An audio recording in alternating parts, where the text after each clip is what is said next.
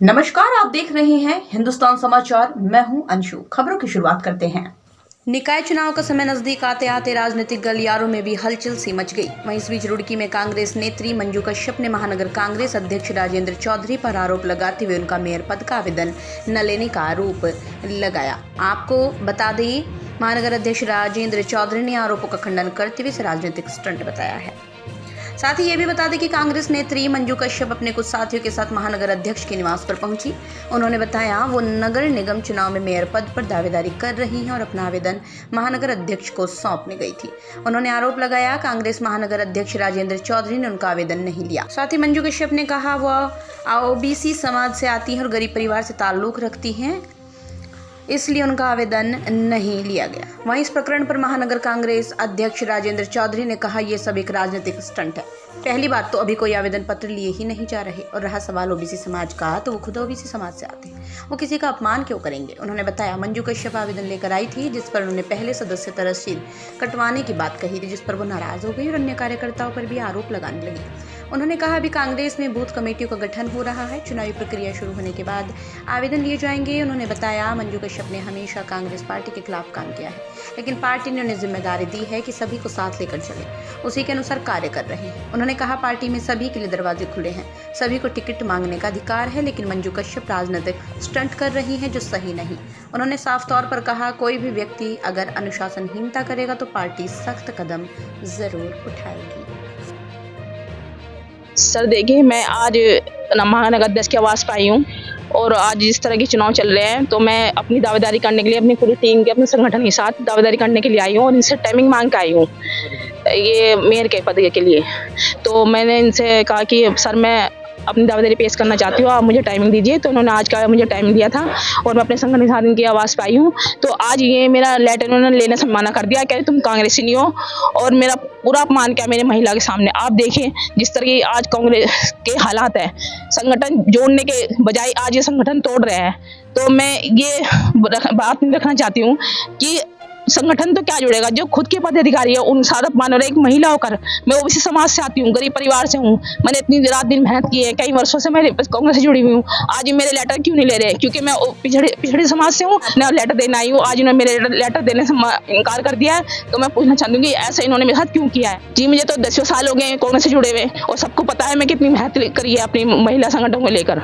और जब से ज्वाइन किया, जब ये सरकार में भी नहीं थी और आज तक जुड़ी हुई हूँ मैं। अभी आपने बोला कि मुझे प्रदर्शन करना पड़ेगा। मैं तो देखिए धरना प्रदर्शन पूरा करूंगी, चाहे मुझे अपनी जान देनी पड़े। मैं अपने हक के लिए मैंने मेहनत की, मैं नहीं जाने की। मुझे हाईकमान से मुझे महानगर अध्यक्ष जवाब चाहिए कि आपने मेरा अपमान क्यों किया, क्यों नहीं मेरा ये लेटर इन्होंने लिया। ऐसा है, मंजू कश्यप उनका फोन आया था कि मैं आपसे मिलना चाह रही। मैंने कहा आप आ जाओ, मैं लगभग 12 बजे तक रोज कार्यालय में रहता हूँ। तो आई, उनके साथ और भी कई लोग थे। तो मेरे पास यहाँ उस समय आशीष सैनी और नागर साहब और मुस्तकीम अहमद और कई लोग बैठे थे। तो वो उसने कहा कि जी मैं जो चुनाव लड़ना चाहती हूँ। मैंने कहा भाई पहले आप जो है पार्टी की सदस्यता तो ले लो, सदस्यता की रसीद तो कटवा लो। तो इस बात पर नाराज होगी कि वो, बल्कि उसने आशीष सैनी से भी कहा जी ये भाजपा से है, रणवीर नागर के लिए भी कहा, हमारे जो महामंत्री हैं मुस्तकीम अहमद उनके लिए भी कहा, नीरज अग्रवाल के लिए भी कहा। तो मेरा कहना यह है कि आप अनुशासन जो पार्टी का होता है उसमें रहो, अच्छी बात है। वो पिछड़ी हैं, महिला हैं, मेरी तो बेटी की उम्र की हैं और मैं भी पिछड़ा ही हूँ। कांग्रेस में पहली बात मैं आपसे बताऊँ, मैंने उनसे भी कहा, मैंने कहा अभी फ़िलहाल हम बूथ कमेटियों का गठन कर रहे हैं और वार्ड कमेटियों के गठन के बाद जब चुनाव की प्रक्रिया शुरू होगी तो बाकायदा उसका एक प्रोग्राम जारी होगा, आप आवेदन कर देना। ना तो उन्होंने मुझे कोई आवेदन दिया, ना उस तरह की कोई बात हुई। दूसरी बात यह है कि 2019 में जब नगर निगम चुनाव हो रहे थे, पार्टी के अधिकृत प्रत्याशी जो थे उनके खिलाफ वो चुनाव लड़ी सालिम के। 2022 के विधानसभा के चुनाव हुए, पार्टी छोड़ के चली गई बीजेपी में।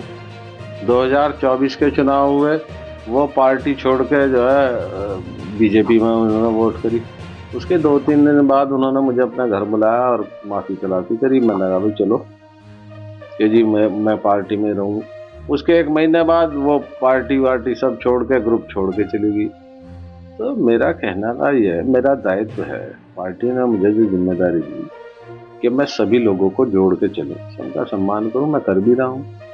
लेकिन इस तरह से होना ये अच्छी बात नहीं है।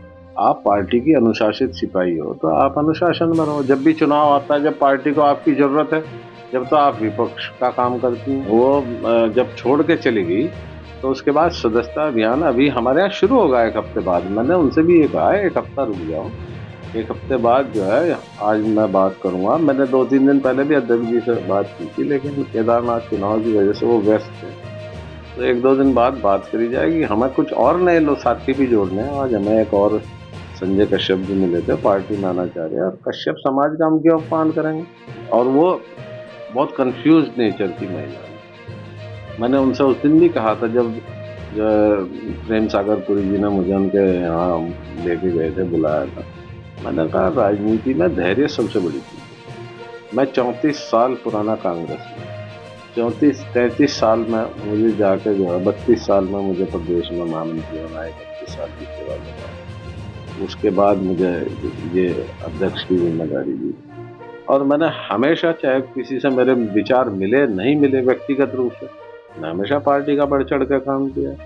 पार्टी में आप 2022 में तो आप बसपा उम्मीदवार के साथ खड़े थे, 2019 में आप पार्टी के अधिकृत प्रत्याशी के खिलाफ थे, 2024 के लोकसभा चुनाव में आप पार्टी प्रत्याशी के खिलाफ थे। तो यानी आप अनुशासित सिपाही हो। ऐसा है, पार्टी में सबके लिए द्वार खुले। वो मेरी तो बच्ची के समान है। वो एक राजनीतिक स्टंट कर रही है, अच्छी बात नहीं है, करें, मुझे कोई एतराज़ थोड़े। ये वो चुनाव MP का मांग लें टिकट, सबको मांगने का अधिकार है, लेकिन पार्टी की परिधि में अनुशासन में रह के। और अगर मैं आपके चैनल के माध्यम से भी कहना चाहता हूँ, कोई भी व्यक्ति हो अनुशासनहीनता करेगा तो पार्टी पर कुछ कदम उठाएगी। देखिए, मैं जब कैंप कांग्रेस कार्यालय, जो जिला कार्यालय हमारा, मैं यहाँ पर आया, राजेंद्र चौधरी जी यहाँ पर उपस्थित थे, वो कहीं बैठे थे, तब ये सब लोग आए और इन्होंने आकर जो अनर्गल बयानबाजी शुरू की। हम सब लोग शांत बैठ के सुनते रहे। चुनाव में आप जब धोखा देंगे कांग्रेस को, कांग्रेस कोई पॉलिटिकल पार्टी नहीं है। कांग्रेस तो देश के संविधान को बनाने वाली, देश को आज़ादी लड़ाने वाली पार्टी है। और आज जब कांग्रेस को छोड़ते हैं, कांग्रेस की पीठ में छुरा घोंपते हैं, तो भारत के शहीदों पर, पूरे आजाद कराने वाले लोगों पर और साथ ही संविधान को लेकर चलने वाली आवाज को कमजोर करने का काम करते हैं। ये लोग केवल कांग्रेस में पद के लिए और टिकट के लिए आते हैं। इनको सफाई करना संगठन का निरंतर काम है और संगठन करता भी है। जब संगठन कार्रवाई करता है तब इनको दिक्कत होती है। तो मैं यही कहूंगा, संगठन से निवेदन करूंगा कि वास्तव में ऐसे लोग जो कांग्रेस की विचारधारा को, संविधान की विचारधारा को, भारत के शहीदों की मूल भावनाओं को, किस तरीके देश को आजाद कराया और आज किन ताकतों से हमें लड़ने की जरूरत पड़ रही है, उस लड़ाई में साथ देने बजाय जो पीठ में छुरा घोंपे, उनको, उनके साथ वही कार्रवाई होनी चाहिए। लेकिन कांग्रेस में जो लिबर्टी है, जो सबको साथ लेकर चलने की जो मानसिकता है, उसका दुरुपयोग नहीं हो जाना चाहिए। इसलिए ये चीजें, घटनाएं होती हैं और इन लोगों को कार्रवाई करने के लिए, इनके खिलाफ कार्रवाई करने की निवेदन तो मैं पार्टी से भी करूंगा, सबसे करूंगा। तो अभी तक की खास खबरों में बस इतना ही। बाकी की तमाम छोटी बड़ी खबरों से जुड़े रहने के लिए देखते रहिए हिंदुस्तान समाचार, क्योंकि सच देखता है हिंदुस्तान।